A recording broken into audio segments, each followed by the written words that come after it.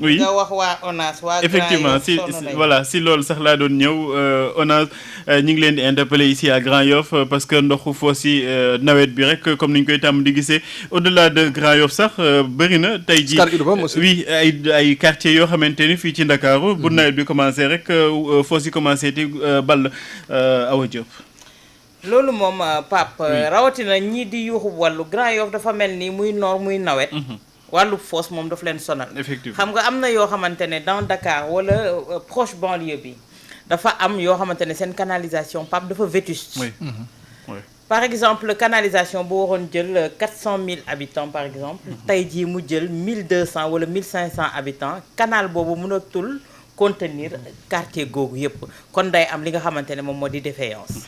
kon tey liñ doon laaj moom moo di ne ñu yàqali woon li nga xamante ne moom moo di canal yooyu renouveler leen également changer li nga xamante ne moom moo di rigole yi nga xamante ne ñoo fay jàll parce que am nañu benn durée de vie boo xamante ne mëtal nañ ko te comme ni ma ko waxee antanatuñu li nga xamante ne moom moo di quartier boobu te loolu yaakaar naa ne amoon na benn campagne boo xamante ne tegoon nañ ko fi du woon ci plan Orsec am na benn on avait plan décennal de lutte contre les inondations am na daf see phase assainissement daf see bokkoon. voilà et il y avait beaucoup de milliards yoo xamante ne bokkoon na ci loolu Pape c'était pour ça pour li nga xamante ne moo di renouveler li nga xamante ne moom moo ni canalisation ci gox yi nga xamante ne tey jii seen contenance dafa yokk mais que ne ni loolu yëpp amul moom mooy indi tey Pape répercussion bi nga xamante ne ñu moom la ñuy dund tey jii moo tax may wax ne ONAS liggéeyam war na gën a yaatu waratuñu toog ba nga xamante ne ONAS nawet rek lañ koy soxla wala nawet rek la ñuy gis li nga xamante ne moom moo di taxawaayu ONAS muy noor muy nawet defe naa ne sax avant la saison des pluies la ñu war a préparer yi ni mel dafa doon am ay campagne pré-hivernale yoo xamante ne dañ ko doon amal dans tous les quartiers du Sénégal wala de Dakar sax et sa banlieue mais loolu yaakaar naa ne wax nañ ko delloo si waat Pape mais également li may wax rek renouveler canal yi am na zone yoo xamante ne du renouveler canal rek moo leen di kii mais déjjati quartier boobu carrément toxal leen délocaliser ko pour defaraat li nga xamante ne moom moo di canalisation fii ci Dakar fi mu nekk nii su weesoo centre ville Pamatar nga xamante ne mën nga cee doxantu fëlee fu la neex dootul suñu canalisation yi nga xamante ne chaque fois da ngay gis xale yi wane benn élan patriotique di seqar ñi li nga xamante ne moom moo di canalisation yooyu mais loolu rek yanuwul li nga xamante ne mooy Dakar et sa banlieue. alors Abdoulaye Mbow nawet bi bu commencé bu taw bi commencé nga gis ndoxu taw beet foos yi nekk ci rue de Dakar quand même problème bu yàgg la Aw Diop mi ngi koy wax vétusté canal yi bokk na ci li nga xamante ne moom moo ko waral. effectivement vétusté li nga xam moo di canaux d'évacuation yi. bokk na ci mais Pamada dafa am phénomène bu bees te gars yi bàyyi ñu ci xel. xam nga amoo mi ngi junju foo xam ne 400 habitants la ñu jékki saa mu nekk 1400 habitants. du leneen du paupérisation maanaam du population bi ñoo yokk en tant que tel waaye dafa am luy dollee ko ci population bi mooy lan mooy le phénomène également des constructions tey kër yu bari jaay nañ ko Pamatar da ngay gis ni ay immeuble mooy juddu ay R+7 R+8 avec véritablement ay dizaine d'appartements et de studios ñaata nit ñooy dëkk ci te loolu dafay yokk itamit li nga xam ne mooy li ñu ngi koy waxatee réseau d'assainissement yi war a mën a supporter te loolu en réalité da ngay gis ni Dakar mi ngi gën di yokk mi ngi gën a màgg par véritablement le phénomène des constructions en hauteur donc loolu tam dafa bokk ci li nga xam ne dafay créer niveau de saturation boo xam ne dafay impacter ci li nga xam moo di évacuation ndox bi par rapport aux eaux usées l'autre élément mooy la vétusté maanaam yàggaay bi te itam lu bari ci ay canaux d'évacuation gisoon nañu chantier bu muy am BRT beeg tout dans nos zones là Castor Sicap bi gisoon nañu chinois yi dafa liggéey ñu jàppoon ni lu bari daañu ko mën a weesu mais quelque part également dañoo xaw a sentir ni dafa mel ni problème bi dafay xaw a yokku wala dañoo tuxal problème yi parce que tam BRT bi man bu ñu koy tabax fii nga xam ne moo doon taa ñun bu ñu nekk booy côté Baobab bi côté Grand Dakar bi et tout mais BRT bi tey bu tawee ba tey même taa bi foofu mooy taa donc li nga xam moo di étude topographique nivellement bi ak li nga xam ne moom la ñuy créer pour que ndox dootul taxaw foofu mais jàpp naa ni foofu dañ ko xaw a raté bu ñu demee ba yenn taw yi bu tawee ñu ne BRT bi dafay taxaw parce que zone yu bari dafay bari ndox après ndox bi gaa dina dem mais je dis encore une fois ndox moo roon tak comme ça se faisait avant parce que études yooyu en y mettant autant de milliards waratuñu am li nga xam moo di ndox boo ñëwee si li nga xam moo di yenn zones yi tu prends la Médina. Pape Matar réseau boobu c'est un réseau qui est vieux de plus de 100 ans. moo jiitu suñu indépendance. voilà moo jiitu suñu indépendance. kon boog dans Médina par rapport ak nappe phréatique bi parce que Médina am na zone yoo xam ne da ngay gis Médina am kër yu bari dañoo am teen. kon moo lay wan ni am na nappe phréatique boo xam ne sorowul. am na biir Médina koñ yoo xam ne ba de janvier à décembre dafay tooy. pour wan ni ndox bi mi ngi foofu. donc il faut quand même que foofu itam ñu def si ay ñu def lu si liggéey bu am dayo pour véritablement mën a soulager les populations parce que beaucoup de quartiers de la Médina. gis nga itamit dañuy am jafe-jafe si wàll woowu mais boo demee sa zone Pape Matar. muy Fass muy Gueule Tapée muy Colobane. pratiquement c'est même difficulté yi la. kon boog foofu itam war nañu fa def ay matukaay fii nga xam ne mooy l'exception te itam c'est en hauteur. li gën a grave sax mooy canal 4 bi au niveau de lu mu tudd Gueule Tapée foofu la maire bi defoon ay marché ba tey jii fa la marché yi nekk ci kaw canal bi nañu sëq rek def ci marché. jéeye boo xamante ni yal nañ si yàlla musal bu amee dina lor ñu bëri. voilà lu doy waar la. lu doy waar la xoolal marché Gueule Tapée. xoolal si kaw canal bi lañu tekk lu fa nekk marché bi donc loolu marché mercredi la voilà dem nekk marché voilà parce que donc si kaw canal dañu war a defar marché yu Gueule Tapée bi mais des années voilà parce que il s'agissait du projet de modernisation des marchés te gis nga y a eu véritablement des réticences boobu ba léegi kenn xamul fu ñu féete donc pour wane ni réseau d'évacuation moom il faut ñu gën see liggéey parce que muy taw nga ànd seeg ndoxu fosse beeg ak ndoxu lépp y a également l'incivisme am ñoo xam ne buy taw la ñu ubbi seen fosse buy xiin ñu ubbi seen fosse pour véritablement mën ko permettre mu évacuer loolu tam c'est de l'incivisme l'autre élément mooy la ñuy juux si biir canaux yi ko am mbalit wala xaar benn nga xaar ba yenn heure yi wala xar bu dee wala muus xar bu dee nga dugal si biir fosse yi itamit loolu également incivisme la te loolu tam lu ñu war a joytu la pour que gars yi jël seen matuwaay avec des sanctions exemplaires bu dee dañoo jàpp ñu koy def donc war nañu gën a liggéey si réseau bi xëy na exception bi mooy plateau ba tey parce que plateau zone yu bari gis nga en hauteur la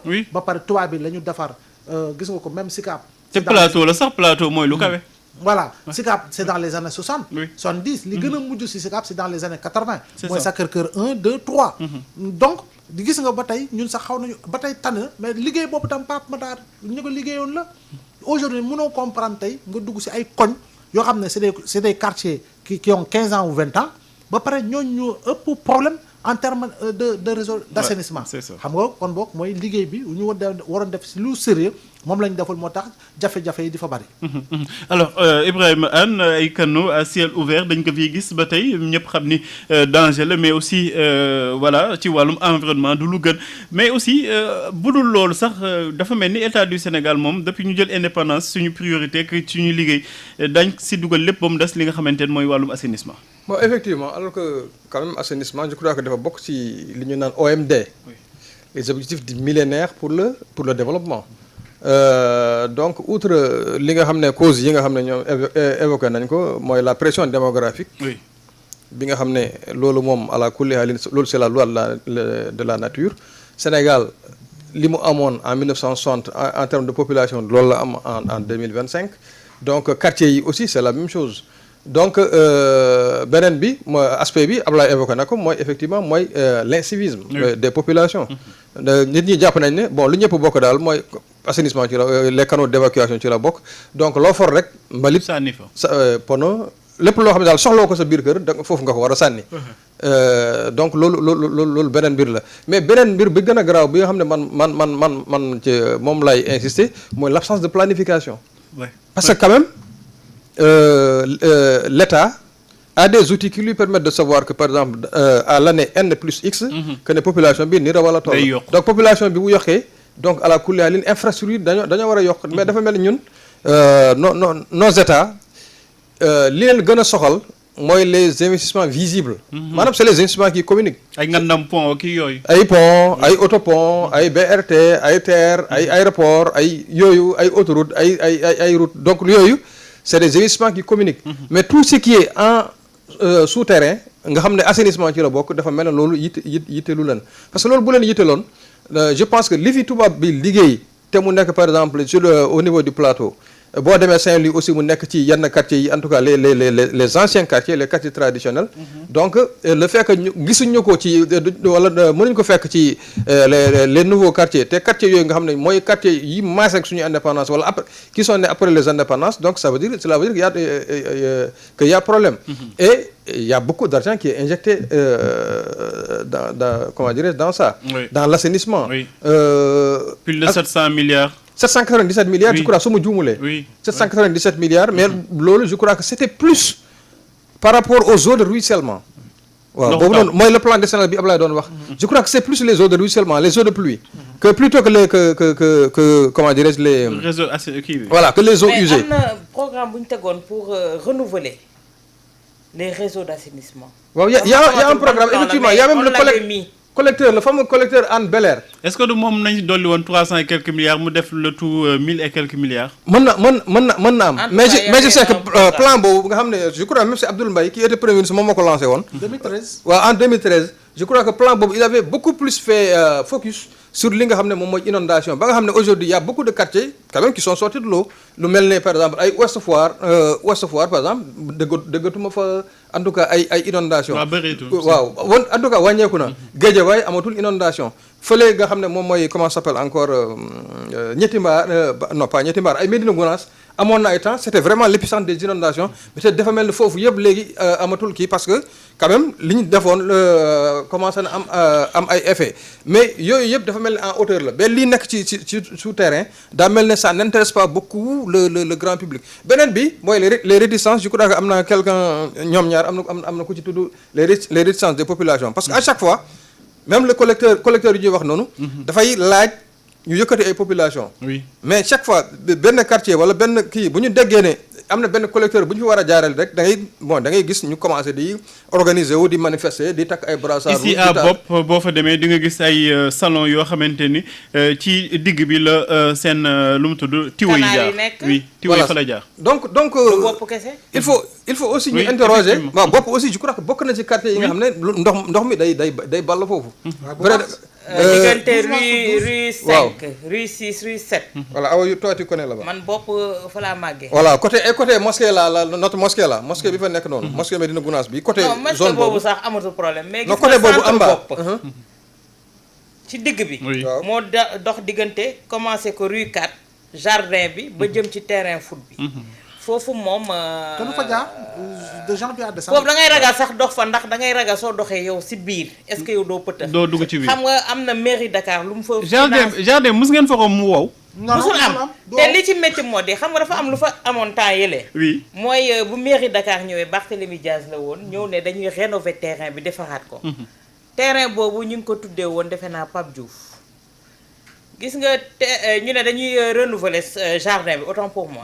defaraat ko yeesalaat ko mais waa quartier bopp dañu taxaw ne leen balaa ngeen di yeesalaat li ni mel mais defar leen canalisation bopp ba pare parce que suñuy wax vétusté dëggantaan de canalisation. foofu la nekk. Wallaay. te tey nappe bi Abdoulaye gis nga bopp tey kër goo ci dem. oui ki dëkk rez-de-chaussée moom dundul ndax ndox bi. humidité bi. oui c'est miir ça. yi day noyyi di funki te yemul foofu kese man Caaroy Azur gi may yeewoo amuñu canalisation su tawee kenn du gis nga wisu bërki démb bii entrée Caaroy toog na presque 5 jours impraticable dañ doon wëri waa pour Kër am Massar a fu ñu ngi jaar. dee oui. te taw boo xamante ne ñetti pepp ndox a fa wadd Pape xam nga lan mooy problème mu Sénégal ñun xam Kër nga ci- Massar moom taxawal man li may wax dafa ma amal njëriñ ñun Kër Massar bu asamaan si xiinee day mel ni taw bi ci suuf lay jóge bu xiinee rek ñu inondé bu xiinee rek day mel ni taw bi ci ñun suuf ñi lay ngi jóge di jooy yéeg.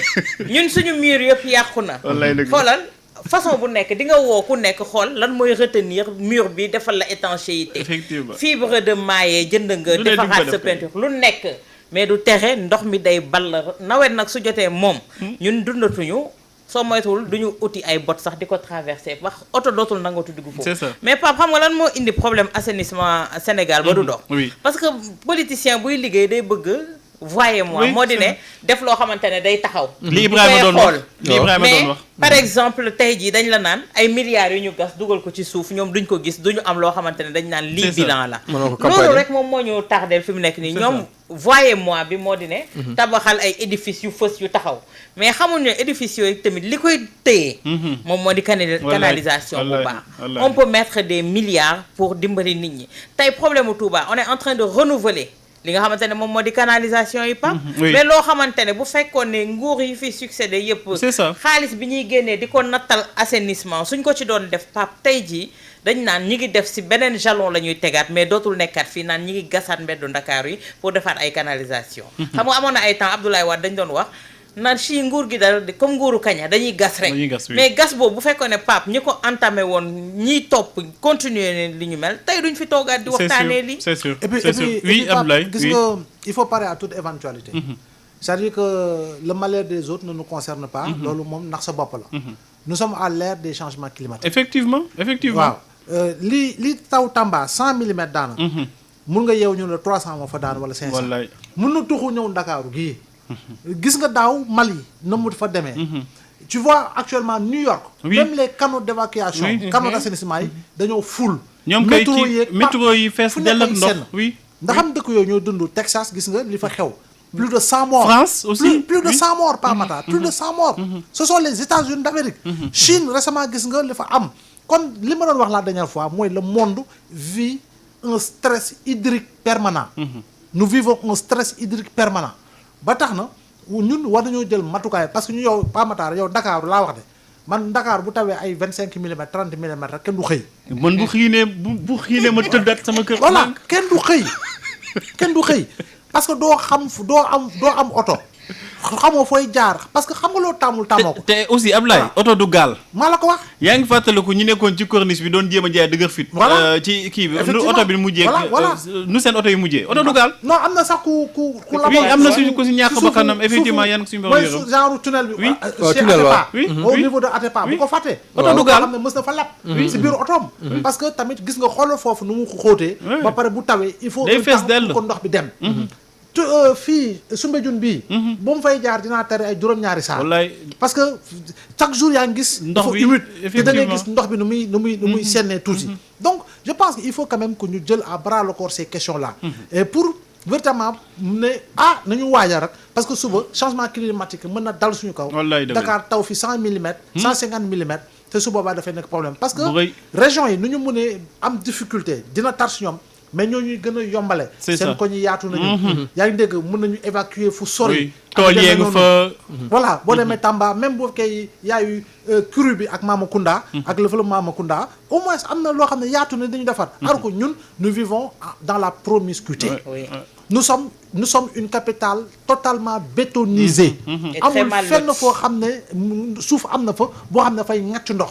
compa gis nga tey la zone de captage. Pa Matar koñ bi nu mu tudd zone de. captage des eaux. léegi ay nit lay capté. voilà zone de captage des eaux Ibrahima. tey nous sommes dans la zone des Niayes.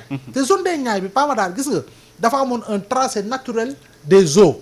yoo xam ne ñoo doon jógee si Niayes yi ca kaw Pikine Guédiawaye wàcc. am fu ñu jaaree par l'autoroute pour yegg au niveau de la zone de captage. léegi nag yow bu ñu tracé gis nga autoroute bi bu ñu koy tabax. j'étais au Maristes jamono jooju. mais gis nga ñaari fleuve Maristes yi dafa demoon ba dafa débordé. xam nga y a 2 fleuves naturels au Maristes. mais ñaar yooyu dafa feesoon dell. y a eu des quartiers dans Maristes je te dis yoo xam ne ñu bari dañoo tuxu. am ñoo xam ne dañoo bàyyi réseaux sociaux tuxu dëkk ñoom ñëpp en famille en hauteur. donc pour wane nii rek jafe-jafe yooyu. il faut tamit ñu anticiper si def si étude yu profonde pour effectivement mën ne suba on ne sait jamais li xew dëkk bee ak capitale bee Chine de pays développés. mais ça peut tomber sur nous. effectivement mais su boobaa naka la ñuy def ak quel comportement nous devons avoir. pour véritablement avoir moins d'impact en termes de victimes yàlla incha allah musal. wala ay kër wala leneen ak lu mu doon. pour que véritablement ñu gën a mettre à l'abri population yi. alors Ibrahima yaa ngi koy wax Awa Diop aussi dëggal na ko mooy que nguur yi fi jot a succédé wu mi ngi mel ni mosuñu ko def farata alors que farata la surtout nag bu ñuy dund li nga xamante ne mooy changement climatique di gis ay taw yoo xamante ni wax dëgg yàlla du wute na ak li ñu tàmmoon di gis ñu koy gis ailleurs et bu ñëwee fii ici à Dakar bon ma tudd na indi ay jéey yu mag. Effectivement, Pape, gouverner, comme on dit, gouverner c'est prévoir, et prévoir c'est planifier. Oui. Gouvernement wala état am na ay jumtukaay yoo xam ne mën na ko permettre de savoir comme je le disais sànq à l'année N+X lan la ñu war a soxla te liñ ciy soxla noonu donc yaakaar naa ne loolu ci la bokk dund bokkul rek ci lekk naan solo assainissement ak assainissement ci la bokk maanaam dafa bokk ci li nga xam ne je peux me dire que c'est un droit humain c'est un droit de l'homme donc loo xam ne lu état war a sàmm la mais au-delà de l'état mais il y a aussi notre comportement en nous-mêmes il y a le comportement comme on dit anthropomorphique xaw ma c'est-à-dire que là c'est le facteur humain nit ñi ci seen bopp dafa mel ne ñun dañ bu nawet bi bu passé rek dañuy fàtte ne dina nawet du amaat tu as l'impression que le Sénégalais lui nawet daal bu nawet bi passé donc il se soucie pas du prochain nawet alors que nawet bu fekkoon ne dañ koy sóoraale dina am ay comportement yu bëri yoo xam ne duñ ko am te comportement yooyu buñ ko amulee peut-être dina am lu mu résoudre donc c'est multifactoriel facteur comment dirais-je manque de prévisibilité de l'État donc am na ci pression démographique bi am na mais aussi il y a notre comportement à nous en tant qu'humains parce que en dernier ressort nous sommes les bénéficiaires de ce cadre-là ce que tubaab bi ce qu'ils avaient réussi avant les années 1960 j'imagine que boobu la technologie n'était pas aussi avancée mais li ñu réussiroon ba def ko fi nga xam ne moom mooy plateau je pense que les futurs en tout cas ceux qui les ont succédé à la tête de l'État du Sénégal indépendant donc je pense que ñoom aussi bu ñu amoon tuuti capacité d'anticipation loolu dina ko mën a def ba nga xam ne tey jii loolu duñ ko dund beneen bi ci kiw humain bi ba léegi mooy que ñun booy jënd kër en tout cas fële moom fii ma dëkk damay gis souvent ñuy ñëw di jënd kër mais lijjanti wuñu ndax am na assainissement lijjanti wuñu ndax am parce que ñoom jàpp nañ ne rek bon loolu mën na leen fa fekk mais balaa loolu di ñëw wala yow balaa ñu lay yëkkati encore faudrait-il que yow booy jënd tu t'assures que ne yooyu am na mais booy xaar assainissement pour jënd terrain boo mooy tudd am terrain loolu aussi c'est vrai aujourd'hui APIX par exemple APIX yoo xam nga peut-être APIX oui. APIX est l'exemple le plus réussi en tout cas le bien réussi en termes d'assainissement aujourd'hui au Sénégal li am APIX amul sax comment dire ay Almadies amul sax Palais amul fan Palais non Palais moom am na assainissement non bu performant bu mel noonu ay am espace am lépp nu ñu ko def non mais APIX c'est vraiment un exemple achevé je crois que mosoon naa ko dëgg bon j'ai pas vérifié mais je crois que à part li am APIX bon peut-être beneen exemple bu xaw niroog moom ça se retrouvait en Afrique du Sud donc ça fait que man mos naa dem di defi comment dirais-je gymnastique benn samedi ba taw fekk ma fa mais Pape Matar